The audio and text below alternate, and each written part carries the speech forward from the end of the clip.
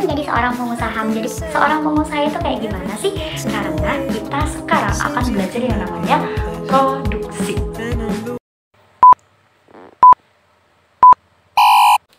Jadi produksi itu apa sih? Kita kemarin udah belajar ya sedikit tentang produksi. Nah, di sini produksi itu adalah suatu kegiatan manusia untuk menambah nilai guna suatu barang yang berfungsi atau berguna untuk memenuhi kebutuhan hidupnya gitu.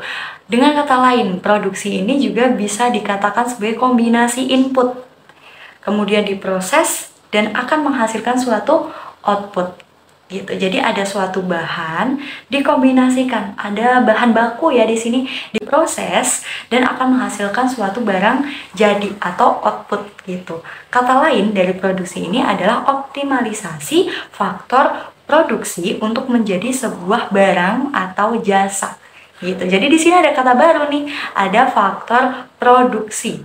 Nah, faktor produksi itu apa sih? Faktor produksi ini adalah suatu hal atau benda atau barang yang digunakan untuk memproduksi suatu barang dan akan menghasilkan suatu output begitu. Nah, di sini faktor produksi itu ada berbagai macamnya. Ada sumber daya alam, ada sumber daya manusia, kemudian ada modal, dan ada skill atau wirausaha. Kenapa SDA ini kok dijadikan faktor produksi? Karena SDA ini dia akan menghasilkan suatu bahan baku. Contohnya adalah kelapa sawit, kemudian ada kopi. Nah, itu kan berasal dari sumber daya alam. Kemudian sumber daya manusia, berarti manusianya. Oh, ternyata tenaga kerjanya yang dibutuhkan dari sini. Tenaga kerjanya dikombinasikan dengan sumber daya alamnya tadi. Kemudian modal.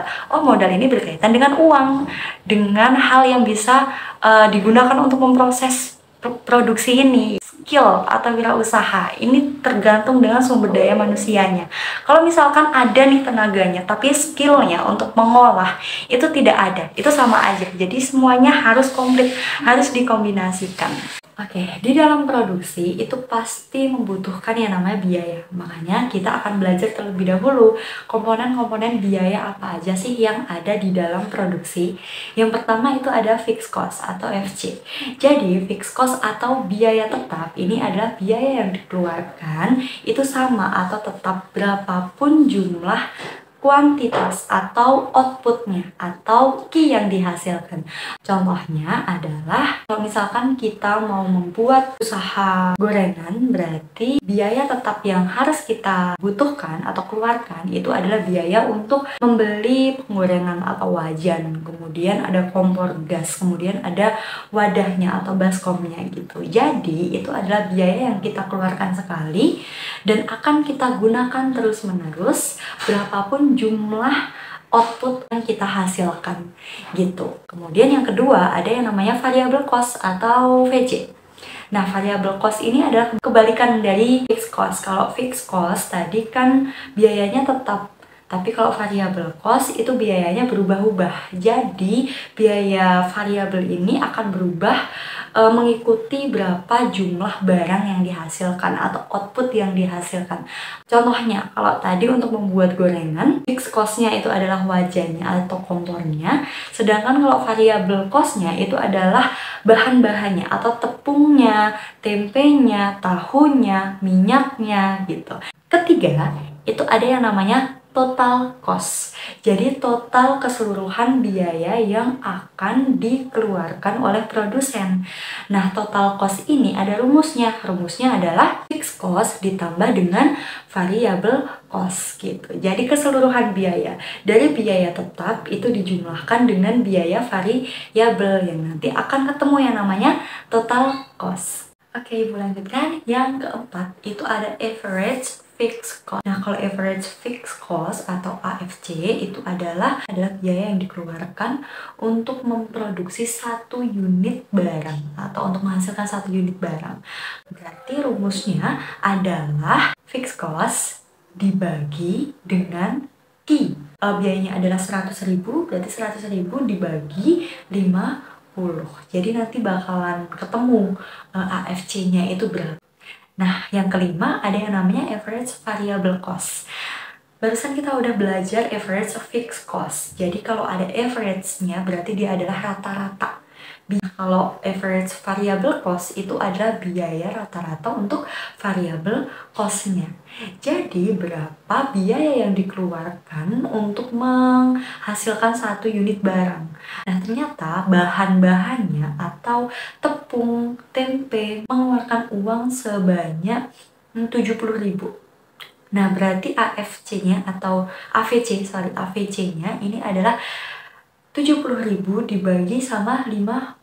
Makanya dia akan ketemu berapa biaya yang dikeluarkan di average cost ini, atau average variable cost dan average fixed cost itu ada totalnya.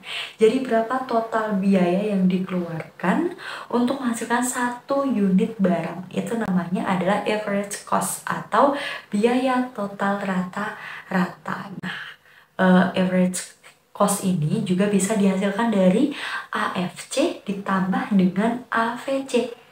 Makanya dia bakalan ketemu AC. Yang terakhir itu namanya adalah marginal cost. Jadi marginal cost itu adalah biaya yang dikeluarkan untuk menambah satu unit barang. Contohnya misalkan kita tadi memproduksi 50 tempe gitu ya, dengan biaya totalnya adalah 170.000. Ternyata kita mau menambah produksi lagi dari 50 tempe menjadi 70 tempe. Nah, untuk menambah 70 tempe itu kan pasti menambah biaya untuk variable cost-nya kan. Nah, itu biaya tambahannya itu berapa kira-kira? Nah, itu namanya adalah marginal cost. Oke. Nah, dalam memproduksi suatu barang, untuk menjadi seorang pengusaha itu tentunya tidak hanya memikirkan tentang biaya yang dikeluarkan aja, tapi kita juga pasti akan memikirkan laba, keuntungan, cuannya yang bakalan kita dapatkan itu berapa gitu. Makanya kita harus belajar tentang komponen-komponen atau konsep-konsep dalam penerimaan. Nah, di dalam ekonomi, penerimaan itu bisa disebut sebagai revenue. Yang pertama, itu ada pendapatan total atau total revenue. Jadi, total revenue itu adalah pendapatan secara keseluruhan. Rumusnya P atau price atau harga kali dengan Q. Jadi, harganya per satuan itu dikalikan dengan jumlah barang yang terjual. Misalkan untuk tempe tadi satunya adalah 2.000. Nah, ternyata kita tadi ada memproduksi 50. Berarti 2.000 dikalikan dengan 50. Nah, itu adalah pendapatan totalnya. Gitu. Nah, yang kedua itu adalah penerimaan rata-rata atau average revenue. Jadi penerimaan yang didapatkan untuk satu unit barang, rumusnya itu adalah TR atau total revenue itu dibagi dengan Q. Nah, yang selanjutnya adalah marginal revenue, tambahan pendapatan yang akan dia dapatkan dari tambahan produksi yang dia lakukan. Untuk mendapatkan rumus marginal revenue itu tinggal TR atau total revenue itu diturunin fungsinya. Kemudian kita akan mempelajari yang namanya laba atau keuntungan. Jadi untuk mendapatkan laba atau keuntungan, kalau total revenue-nya itu lebih besar atau lebih banyak daripada total cost, berarti dia bisa dikatakan laba. Gampangnya gini, kalau laba itu uang yang didapetin dengan uang yang kita keluarkan itu lebih banyak uang yang kita dapetin. Tapi kalau misalkan biaya yang dikeluarkan itu lebih banyak daripada uang yang kita terima atau penerimaan, itu dikatakan rugi gitu. Nah, kita juga akan belajar yang namanya BEP. BEP ini adalah break even point. Jadi nggak rugi pun nggak untung. Antara TR dengan TC atau total revenue dengan total cost-nya itu sama, seimbang. Nah, di sini ada contoh soalnya nih. Jadi ada Sabrina namanya. Dia merupakan seorang pengusaha risol mayo yang sekali produksi itu biasanya mendapatkan 100 pieces. Dalam usahanya, berikut adalah biaya-biaya yang dikeluarkan oleh Sabrina. Yang pertama adalah tepung terigu, itu 50.000. Ada telur, beef, sosis, totalnya adalah 60.000. Kemudian ada wajan, sekali beli wajan harganya 200.000 dan minyak itu harganya 40.000. Nah, di sini kita udah bisa menganalisis ya, mana yang termasuk fixed cost, mana yang termasuk variable cost. Kalau dari data keempat itu, yang termasuk variable cost itu ada tepung terigu, terus telur, beef, sosis, dan minyak. Kemudian untuk fixed cost-nya atau biaya tetapnya itu ada wajan. Terus kalau ditanya variable cost-nya itu berapa, berarti variable cost-nya itu tinggal ditambahin aja. Oh, ternyata variable cost-nya ada tepung terigu itu 50.000. Terus ada isiannya telur, beef, sosis itu 60.000.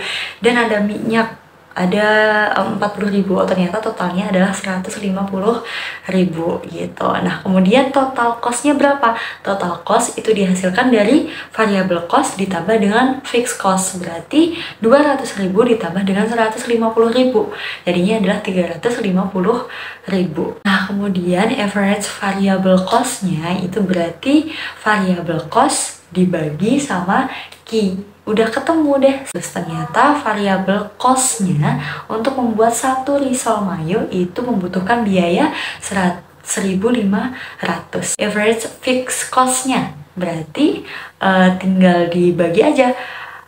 Fixed cost dibagi dengan Q, yaitu 200.000 dibagi dengan 100 sama dengan 2.000. Oh, ternyata kalau dijumlahkan AC-nya dari average fixed cost ditambah dengan average variable cost itu adalah 1.500 ditambah dengan 2.000. Ternyata untuk membuat satu risol mayo itu membutuhkan biaya 3.500 gitu. Nah, sekarang Ibu ingin minta kalian untuk berimajinasi, untuk membangun suatu mimpi menjadi seorang pengusaha. Nah, kita kan udah belajar yang namanya biaya-biaya dalam produksi kan. Nah, pokoknya setelah kalian melihat video Ibu ini, kalian langsung membuat tugasnya dan langsung dikumpulkan gitu. Jadi tidak ada tugas yang nanti bisa dibawa ke rumah gitu. Semoga ilmunya bermanfaat buat kalian. Karena videonya cukup sekian aja dulu. Besok kita masih harus menyambung dengan konsumsi. Kita udah belajar produksi, besok kita mau belajar yang namanya konsumsi. Kalau tidak paham atau ada yang tidak paham bisa ditanyakan ke Ibu. Cukup sekian pembelajarannya. Jangan lupa belajar. Sampai ketemu di lain waktu. Kalau ada kesalahan dari Ibu-Ibu mohon maaf. Ibu tutup. Wassalamualaikum warahmatullahi wabarakatuh. Bye-bye.